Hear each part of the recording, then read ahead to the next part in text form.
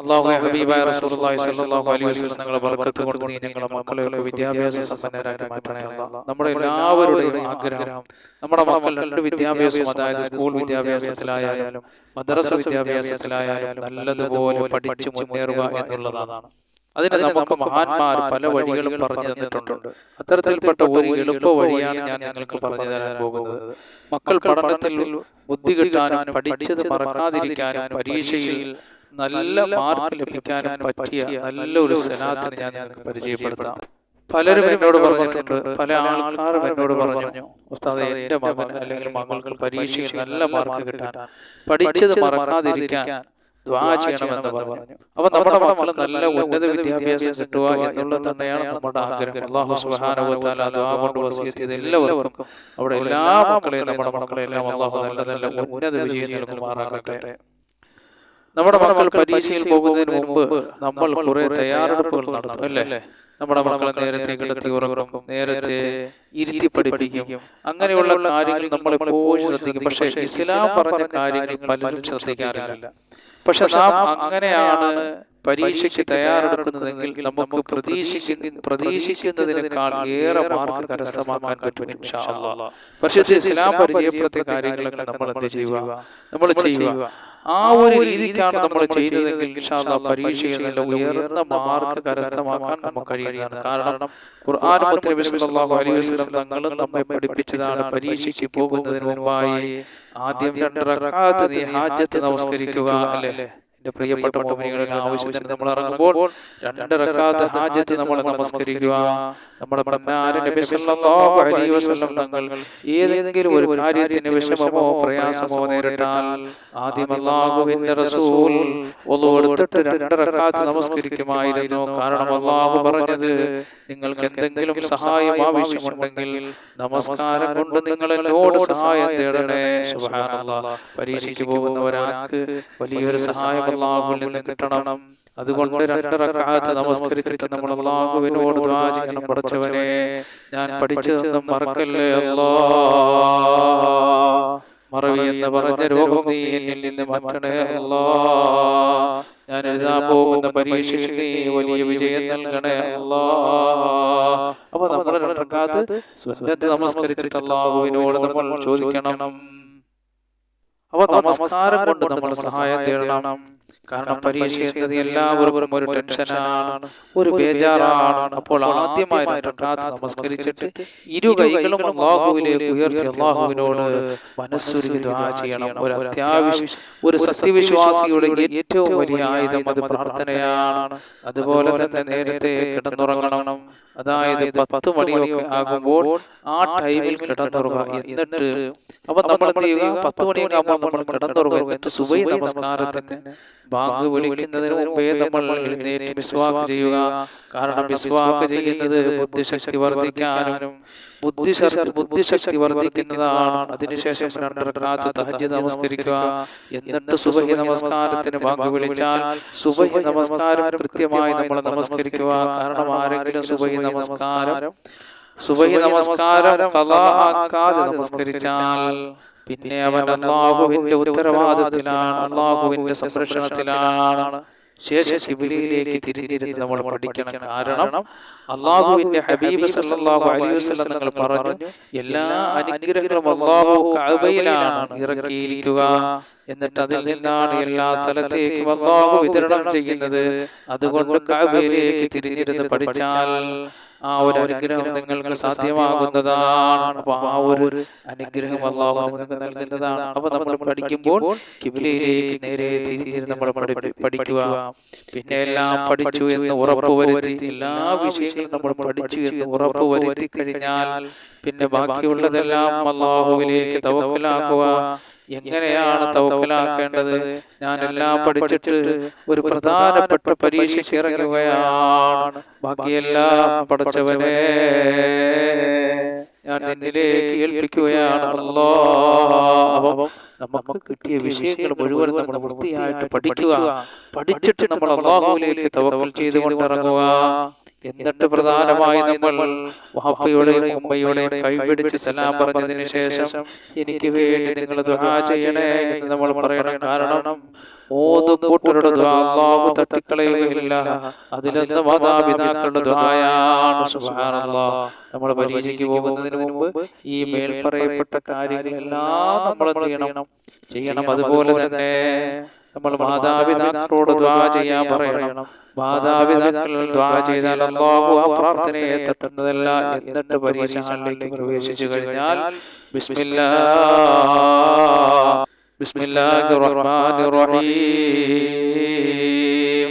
എന്ന് പറഞ്ഞുകൊണ്ട് നമ്മൾ പരീക്ഷ ഹാളിലേക്ക് കടക്കുക. ബിസ്മില്ലാഹിർ റഹ്മാനിർ റഹീം ലാ ഹൗല വലാ ഖുവത ഇല്ലാ ബില്ലാഹിൽ അലിയിൽ അദീം എന്ന് പറഞ്ഞിട്ട് ബിസ്മി ചൊല്ലി ക്വസ്റ്റ്യൻ പേപ്പർ വാങ്ങുക.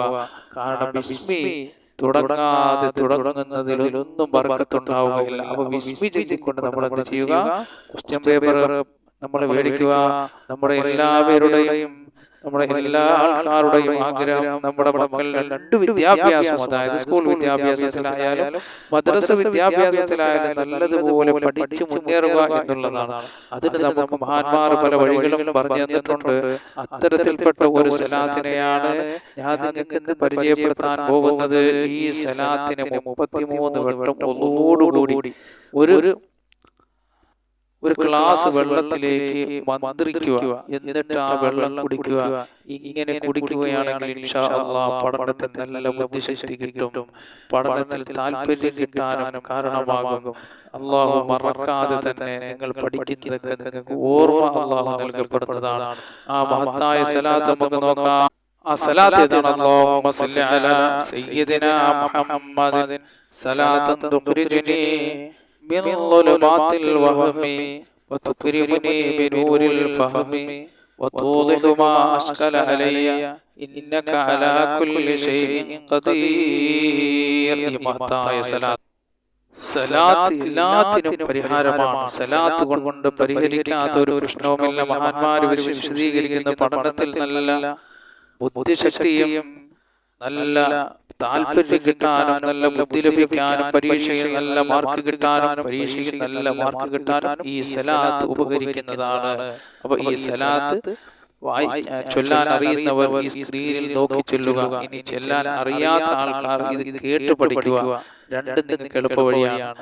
അപ്പൊ ഈ മഹത്തായ സലാത്ത് എന്റെ പ്രിയപ്പെട്ട മുഅ്മിനീങ്ങളെ നിങ്ങൾ ഇതിൽ കാണാതെ പഠിക്കുക. മക്കൾക്കൊക്കെ കാണാതെ പഠിച്ചു കൊടുക്കുക. ഒരു 33 പ്രാവശ്യം മേൽ പറഞ്ഞതുപോലെ നിങ്ങൾ അത് ചൊല്ലി മന്ത്രിച്ച് ഒരു ഗ്ലാസ് വെള്ളത്തിൽ മന്ത്രിച്ച് നിങ്ങൾ കുടിച്ചാൽ അല്ലാഹു ഓർമ്മശക്തിയും ബുദ്ധിശക്തിയും ഒക്കെ നൽകാനൊരു കാരണമാണ്. മക്കളുടെ അടുത്ത് ഈ സലാത്ത് ചൊല്ലാൻ പറയണം. ചെറിയ മക്കളാണെങ്കിൽ നാം ചൊല്ലിക്കൊടുക്കണം. പരീക്ഷയ്ക്ക് പോകുമ്പോൾ 7 തവണ ഈ സലാത്ത് ചൊല്ലിപ്പോകാൻ നമ്മൾ പറയണം. ഈ സലാത്ത് പരീക്ഷയ്ക്ക് പോകുന്ന സമയത്ത് 7 തവണ ചൊല്ലിപ്പോകാൻ നമ്മൾ മക്കളോട് പറയണം. പഠിക്കാനിരിക്കുമ്പോൾ ഈ സലാത്ത് ഒരു 3 തവണയെങ്കിലും ചൊല്ലിയിട്ടിരുന്ന് പഠിക്കാൻ പറയണം. ഇൻഷാ അല്ലാഹ് സലാത്തിന്റെ കാര്യത്തിൽ ആരും സംശയിക്കേണ്ട.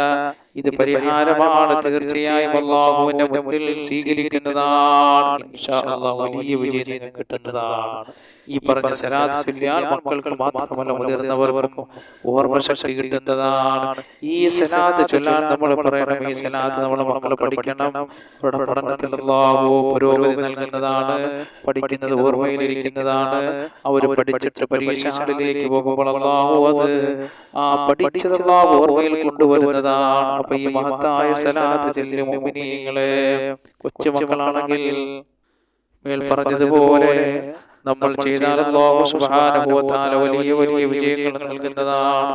അല്ലാഹുവേ, മുത്തനബി സല്ലല്ലാഹു അലൈഹി വസല്ലം തങ്ങളുടെ സലാത്തിന്റെ ബർക്കത്ത് കൊണ്ട് നീ വലിയ വിജയങ്ങൾ ഞങ്ങൾക്ക് നൽകണേ അല്ലാഹ്.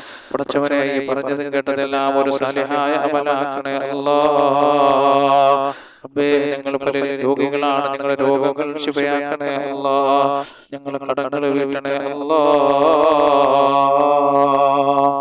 ഞങ്ങളുടെ ശരീരവേദനകൾ മാറ്റണേ അല്ല. ജോലിയില്ലാത്ത ഞങ്ങൾക്ക് ജോലി നൽകണേ അല്ല. ഞങ്ങൾക്ക് പലരും ഭവനമില്ലാത്തവരാണ്, ഭവനം നൽകണേ അല്ല. അല്ലാഹുവേ, നിങ്ങളുടെ ഭവനങ്ങൾ പണി നടക്കുന്നത് പെട്ടെന്ന് പൂർത്തിയാക്കണേ അല്ല. ഞങ്ങളെ സഹായിക്കുന്നവരെ നീ സഹായിക്കണേ അല്ല. അവരെയും ഞങ്ങളെയും സകല രോഗങ്ങളിൽ നിന്ന് രക്ഷപ്പെടുത്തണേ അല്ല. മക്കളില്ലാത്തവർക്ക് മക്കളെ നൽകണേ അല്ല. വിവാഹപ്രായമെത്തിയ മക്കൾ നമ്മുടെ ഭവനങ്ങളിലുണ്ട് പടച്ചവനെ. അവർക്കെല്ലാം നീ സാലിഹീങ്ങളായ നല്ല ഇണകളെ നൽകണേ പടച്ചവനെ. അല്ലാഹുവേ, ഞങ്ങളുടെ സഹോദരങ്ങൾ പലരും വിദേശ രാജ്യങ്ങളിലാണ്. സന്തോഷത്തോടെ, സൗന്ദര്യത്തോടെ, സമ്പത്തോടെ യാത്ര ചെയ്യാനുള്ള ഭാഗ്യം നൽകണേ അല്ല. ഞങ്ങളുടെ കച്ചവടത്തിലും ഞങ്ങളുടെ ജോലിയിലും ഞങ്ങളുടെ തൊഴിലെല്ലാം ബർക്കത്ത് നിലനിർത്തണേ അല്ല. ദാരിദ്ര്യമെന്ന മഹാവിപത്തിൽ നിന്ന് ഞങ്ങളെ കാക്കണേ അല്ല. സമ്പത്തിന്റെ വഴികൾ വിശാലമാക്കണേ അല്ല. ഈ ഭൂമിയിൽ എന്തെല്ലാം അനുഗ്രഹങ്ങൾ നീ ഞങ്ങൾക്ക് നൽകിയിട്ടുണ്ടോ അതിലെല്ലാം ബർക്കത്ത് നൽകണേ അല്ല. ഞങ്ങളെ സഹായിക്കുന്നവരെ നീ സഹായിക്കണേ അല്ല. പഠിച്ചവരെ ഞങ്ങളുടെ ശരീരങ്ങളിലെ ബർക്കത്ത് നൽകണേ അല്ല. കിഡ്നി രോഗം, ബ്രെയിൻ ട്യൂമർ, ക്യാൻസർ പോലെയുള്ള പേടിപ്പെടുത്തുന്ന ഭയപ്പെടുത്തുന്ന രോഗങ്ങൾ ഞങ്ങളെ കാക്കണേ അല്ല. ഞങ്ങളുടെ മക്കൾക്ക് ഖൈർ നൽകണേ അല്ല. സർവ്വാപത്തുകൾ, മുസീബത്തുകൾ, ഇടങ്ങേറുകൾ, വേദനകളെല്ലാം, അക്രമങ്ങളിൽ നിന്നുമെല്ലാം ഞങ്ങളെയും ഞങ്ങളുടെ മക്കളെയും അല്ലാഹുവേ അസൂയാലിൽ നിന്നും മരണത്തിൽ നിന്നും കൂടത്തിൽ നിന്നും ചതിയന്മാരുടെ ചതികളിൽ നിന്നും വഞ്ചകന്മാരുടെ വഞ്ചനയിൽ നിന്നും അക്രമത്തിൽ നിന്നും കള്ളന്മാരുടെ ഷർറുകളിൽ നിന്നെല്ലാം ഞങ്ങളെയും ഞങ്ങളുടെ മക്കളെയും ഞങ്ങളോട് ദുആ കൊണ്ട് വസിയത്ത് ചെയ്ത മുഅ്മിനീങ്ങൾ, മുഅ്മിനാത്തുകൾ എല്ലാവരെയും നീ കാക്കണേ അല്ലാഹ്. സർവ്വ ഐശ്വര്യങ്ങളും ഞങ്ങൾക്ക് നിലനിർത്തണേ അല്ലാ. ഞങ്ങളുടെ ദുആ നീ സ്വീകരിക്കണേ അല്ലാ. റബ്ബനാ ആതിനാ ഫിദ്ദുനിയാ ഹസന വഫിൽ ആഖിറതി ഹസനതൻ വഖിനാ അദാബന്നാർ. അല്ലാഹുമ്മ സ്വല്ലി അലാ സയ്യിദിനാ മുഹമ്മദിൻ വഅലാ ആലിഹി വസഹ്ബിഹി അജ്മഈൻ. അസ്സലാമു അലൈക്കും വറഹ്മത്തുള്ളാഹി വബറകാതുഹു.